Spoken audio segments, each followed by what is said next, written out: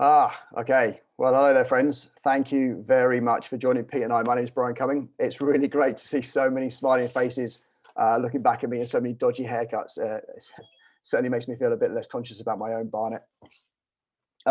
We all know you're really here to hear Pete talk, but if you wanted to hear more of me and Craig and Ray, who are here as well, then Radio Skydive UK is the podcast for you. It's available wherever you get your audio from. 77 episodes so far and more than 100,000 downloads. All those people can't be wrong, can they? All of the online classes and discussions I've been involved in this past 12 months have featured a donation to charities, specifically Trees for the Future. For this one, 33% of any donations have been go straight to them. Trees for the Future don't just plant trees, they do other great things too. In 2020, these online classes raised enough to cover the planting of 12,000 trees. Thank you very much. Chris Sears mentioned from Visionary, who's on the online as well. He mentioned his hashtag to me, hashtag one jump, one tree, and I'm a big fan. When you consider that it's only $10 to plant 100 trees, that seems like something we can all make happen. 200 jumps a year, that's only $20, 20 US dollars, easy. We're super grateful to Visionary, who have offered us some giveaways for tonight's class, a t-shirt and 2 buffs. So we'll have 3 lucky winners. The winners are going to be chosen at random. You don't have to do anything special to win them. I've got the order in which you signed up to the class, currently looking at 54 people. I'll bring up a random number generator on the screen and it might just be your lucky day. We'll run this quiz prize draw at the end of the discussion, so just before 8:45 UK time, and we'll take a group photo then, so please be prepared to have your clothes on. Although if you're a regular, as you know, trousers are not required.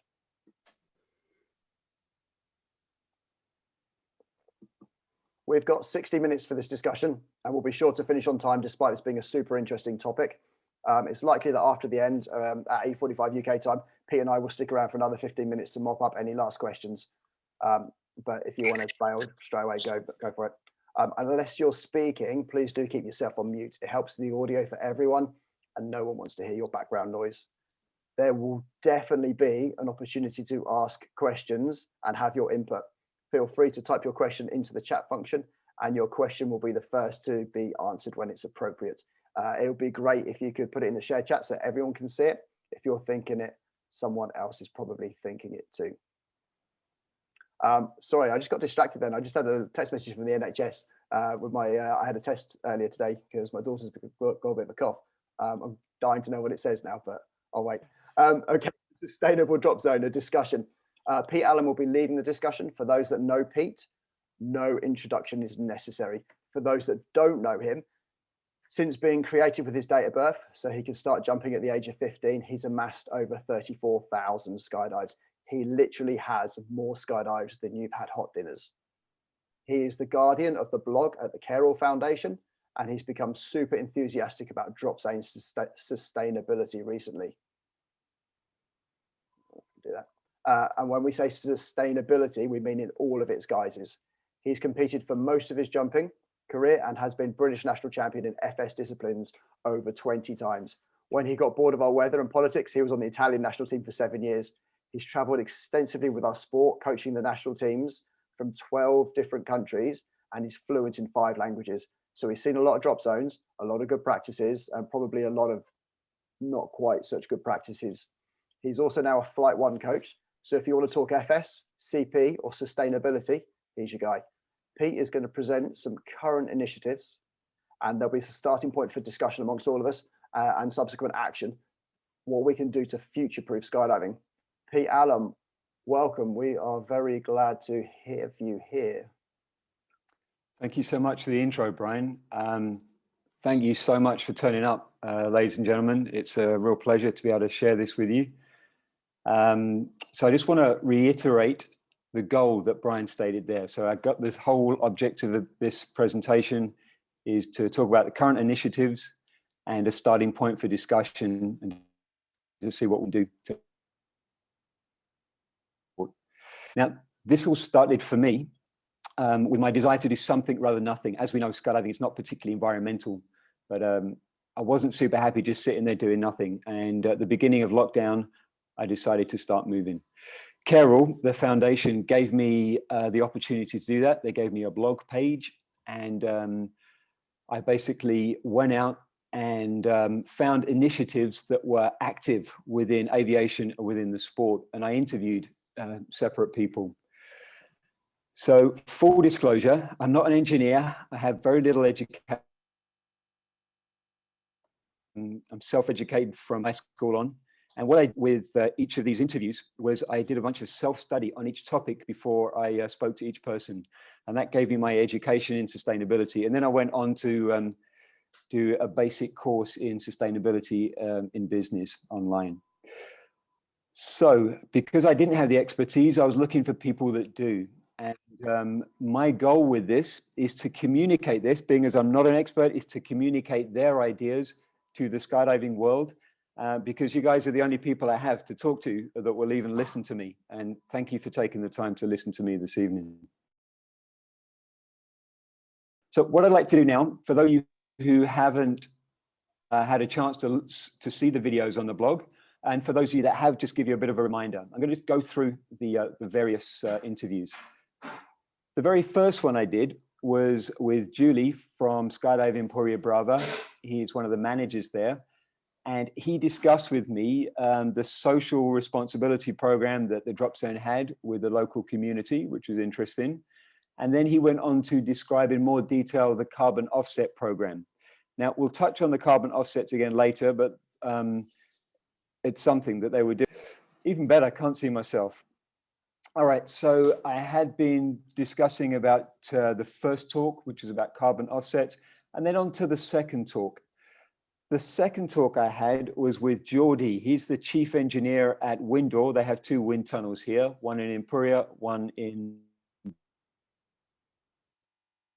And we discussed renewable power for tunnels. And we were just discussing that before Brian mentioned about speaking to Paul Mayer about what a massive energy bill he had. Now, I understand a massive energy bill because there's a lot of energy to be used and paid for, but where does it come from? And that was the question I asked Geordie.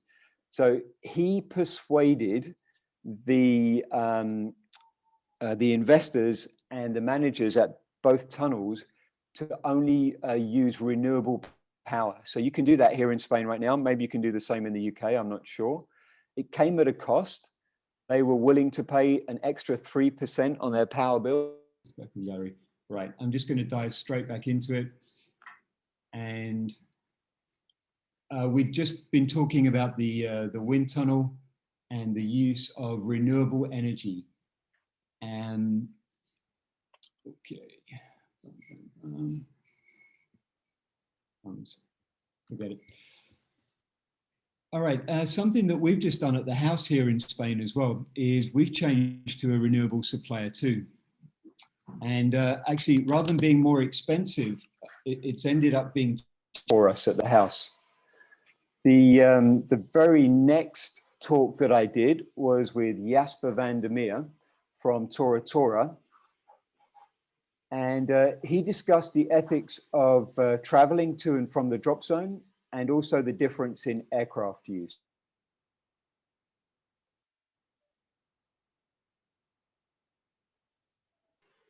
Can anyone hear me? Yeah.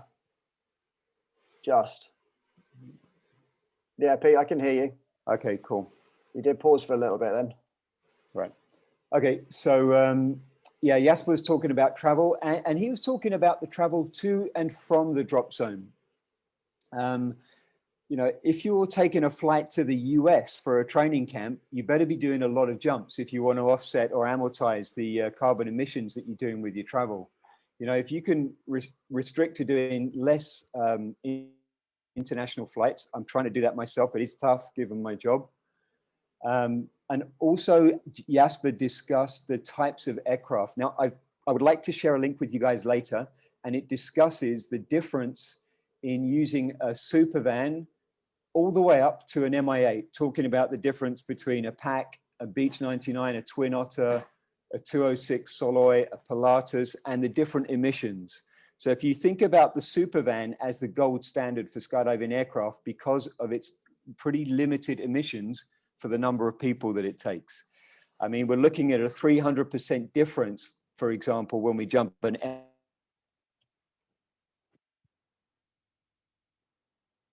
if you look at Skydive Arizona's Skyvan.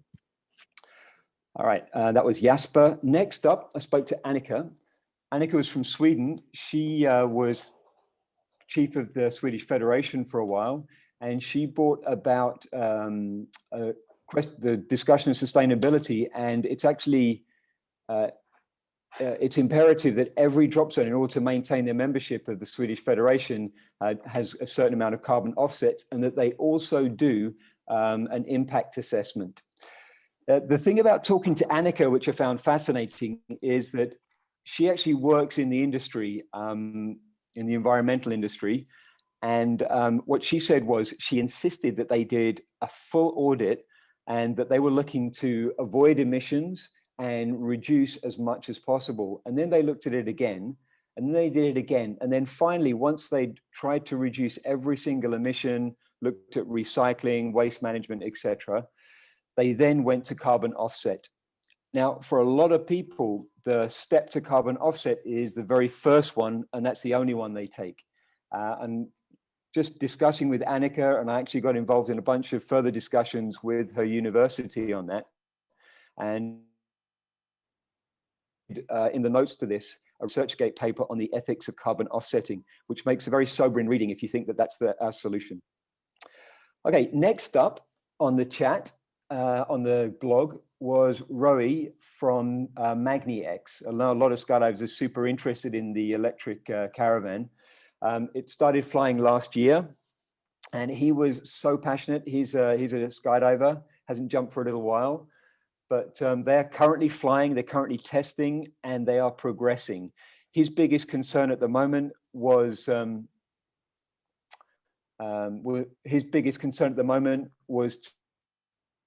to get the battery life going. They have just been picked to provide the electric motors for a proposed fleet of 300 aircraft to be built in the UK.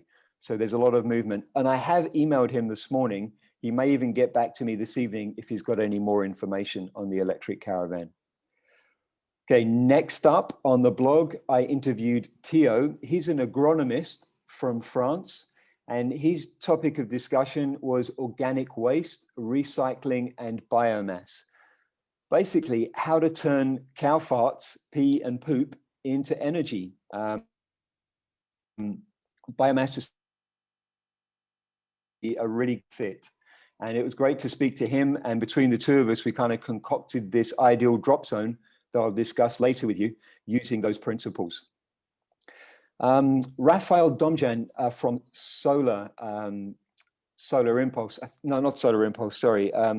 The guy that jumped the first electric powered aircraft, it was actually a solar powered aircraft. Now, for those of you who know anything about solar powered aircraft, that they ain't going to be a drop zone aircraft in any hurry, but he did make the first jump for one. He is pushing, and he has certified electric aircraft for use throughout Europe. And also the technology that's being used to develop the solar powered aircraft, as in the photovoltaic cells, the batteries, etc.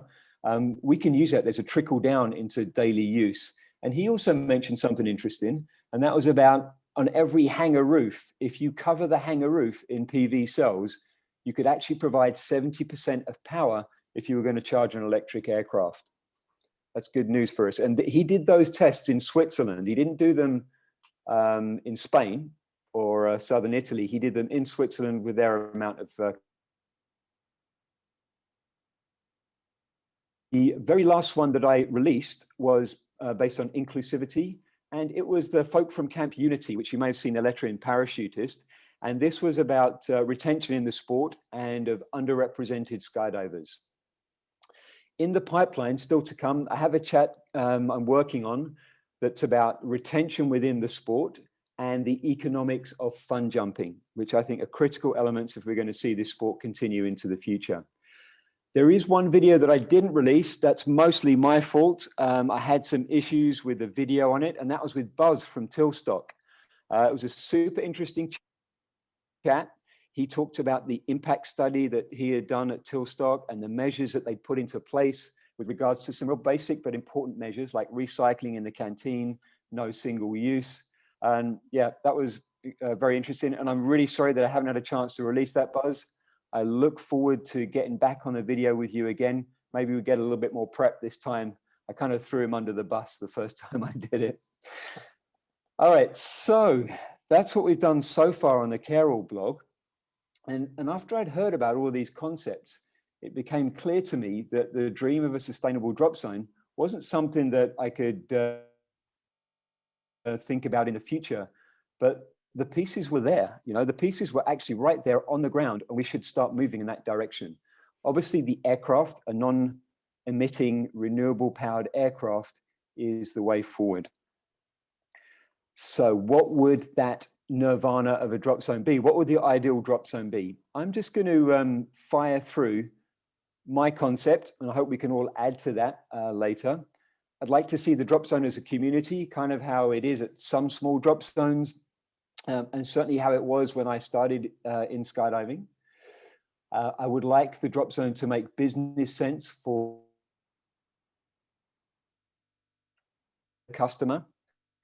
I'd like an aircraft that is run on renewables, whether that be electric power, hydrogen, fuel cell or fuel, compressed natural gas, or some other fuel source that we haven't looked at yet. I'd like to see a tunnel run on renewables, totally feasible. I did the maths with Theo, the agronomist, and we worked out it was something like 4 tons of grass to power an hour of tunnel time. And we got a sliding scale on that, depending on the speed that you want the tunnel to fly. And the byproduct of that, of course, is that it creates heat, so you can heat all the other things on the drop zone. From local renewables, whether that be solar, wind, hydroelectric, biomass, or hydrogen storage. And with that, I'd like to create a microgrid to include the whole community. Microgrid, I can go into it a little bit later in more detail, hopefully. And then the land use for the drop zone. That should include the runway, the landing area, the surrounding land use for agriculture, growing the food, etc. The buildings, the power supply, the waste management, everything should be purpose-built and integral. Don't forget, I'm talking about ideal nirvana. And I'd like to share the use of that environment with the local community and other sports, other air sports or just other sports, to create a real sporting outdoor community. We would get, as I said, our food from the local land use and or the local community. And we have a concept here in Spain called Kilometer Zero. And it's where everything comes from within your local community. I'm sure you got Mile Zero in the UK, but yeah, where all your food, everything comes from as close as possible. I'd like a nurturing environment socially for the staff and the customers. I'd like to kind of grow staff so that your tandem passenger one day could become chief instructor in 10 years' time. We're seeing that kind of thing happening at wind tunnels now, where the person working at the bar becomes national champion in 2 years' time. That has happened here on the drop zone in Spain.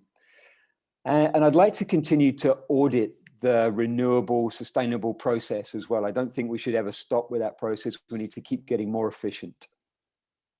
So that's kind of my view on where I think I'd like to see that the ideal drop zone. Just a couple of last little things before we hand over to the breakout rooms. How are we doing time-wise? Pretty good, huh? Time-wise is great, don't worry. Yeah, okay, good. Making the sport affordable. I feel like our sport is becoming pretty niche at the moment. A lot of the people I see starting the sport, obviously in times of COVID, it becomes even harder, even more challenging financially. But I'd like to see what we can do to make it more inclusive. Like I started skydiving with no money whatsoever. I cleaned toilets, packed rigs, and made myself a life within the sport. And I'd like just to see it open to a lot more people. I think it's possible. And that's why I want to further that discussion on retention and the economics of fun jumping, how to make it work. Waste management, that's something we can do right away on our drop zones, and the use of renewable power. As I said, we're using it in our home, the local tunnels using it. There's a lot more we can do with that. I would be interested to hear, are you guys able to select where your power comes from within the grid right now in the UK? Maybe you can answer that. Someone can add something to the chat on that. Alrighty, so that's is, oh, you are, thank you, Ken. Fantastic. You know what, there's something that is pretty important before I hand over, and it's that discussion on microgrids. About 40 years ago, I started jumping with a guy called Richard Burt. He, UK skydiver, he moved to the US and became a fire captain. And over the last 30 years, what he's been doing, as well as being a fire captain and training recruits, he has been involved in a task force that gets flown into areas that have had natural disasters or where the power grid has gone down, where there's been maybe extreme weather. And he's been making these microgrids based at the fire station. And so what he does is he builds a renewable resource, whether it's through solar or through wind, and he puts batteries in the fire station and then links everything to other batteries throughout the local community. So when he leaves that area, they're done. They have their power source from that moment onwards. They can either clip back into the grid, sell back to the grid, or they have their own resource ready to go. So I'm working with him, and our goal is to build this microgrid on a Dropzone and put it into use so that we can start making this complete system. I had a chat with him at the beginning of the week, actually. I said, oh yeah, I've got a talk on Monday. I'm super excited to hear what the UK skydiving community can give us with regards to what directions to go in, something new. And he said, yeah, I'm presenting to Stanford University about resilience and renewables this week. So yeah, he definitely won that one. But I look forward to getting back to him and then presenting to the global skydiving world, the global skydiving community, our concept on microgrids on drop zones. So that's me for now. I will come back to you later. I got some news items. We are going to break out into the rooms. In a second, Brian is going to give you the format for that. What I'm going to do first is read out the questions, and then Brian's going to talk you through them again. So, and you can, if you have anything else, please add it as well. But the 3 questions I want to look at is, what are we missing? What wasn't on that list that I just talked through? What are the most important topics that need looking at? What are your top 3? It doesn't have to be in any order. Just think, what is the most important stuff?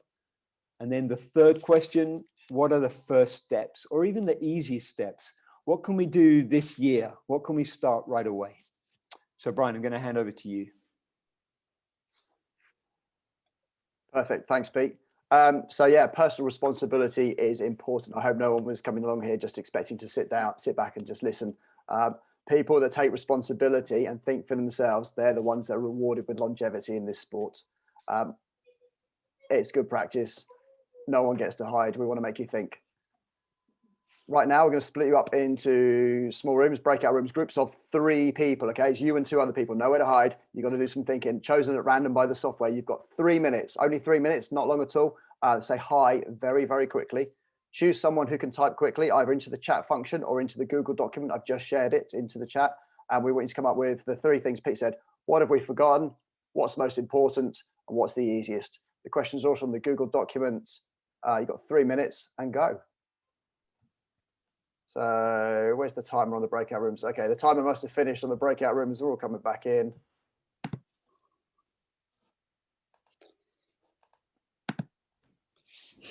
Thank you very much, guys. I see everyone coming back in. So we're back up to 41 people. Just waiting on a few more. How many breakout rooms are still going? Any of them still going? Ken, I know you had some problems typing in. If you like, just type into the chat room right now. Yeah, absolutely, guys. So if you've made a note of what you've got it in your head, pick somebody who can type fast, stick it in the chat or stick it into the Google document, whichever you prefer. Chat kind of is a little bit hard to find after a call has ended. So we've got this Google document, but it might be a little bit easier to see what was going on.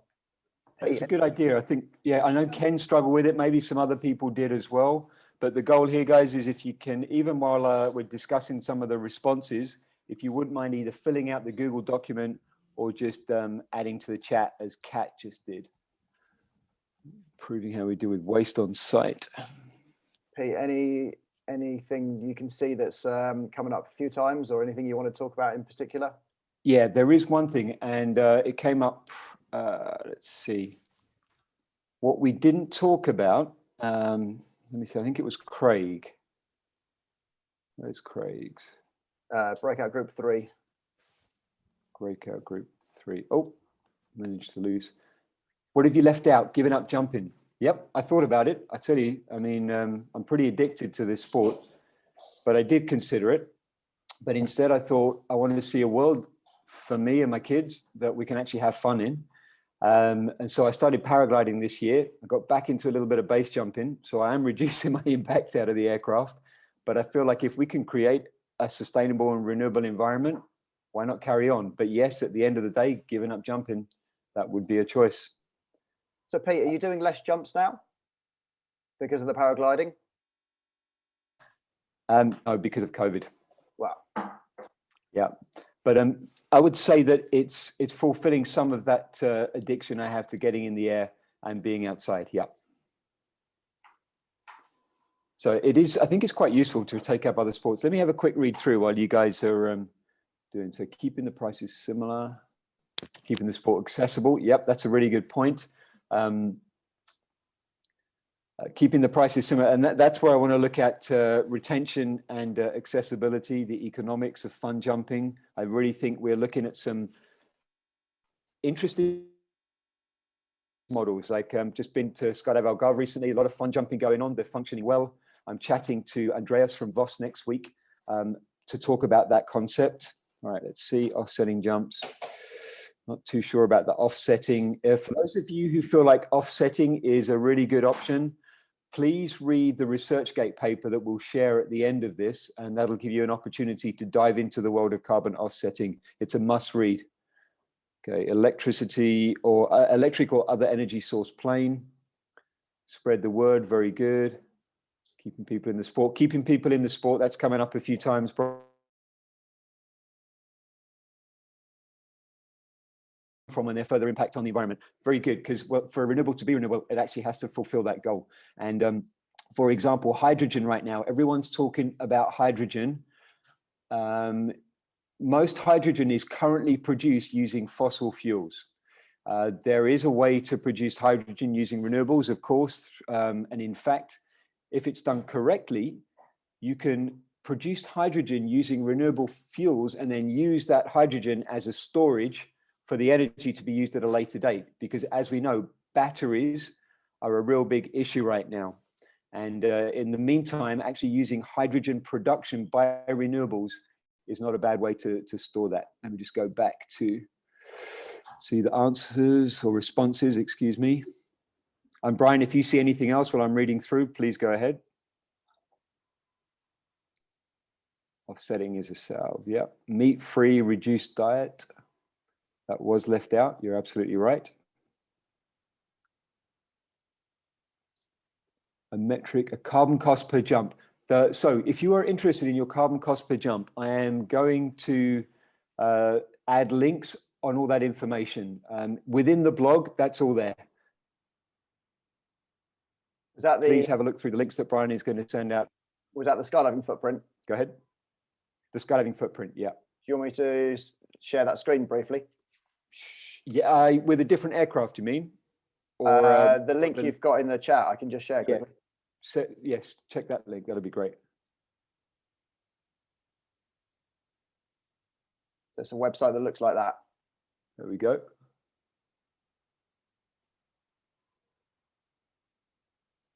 So if you're interested, that information is out there. It's been researched.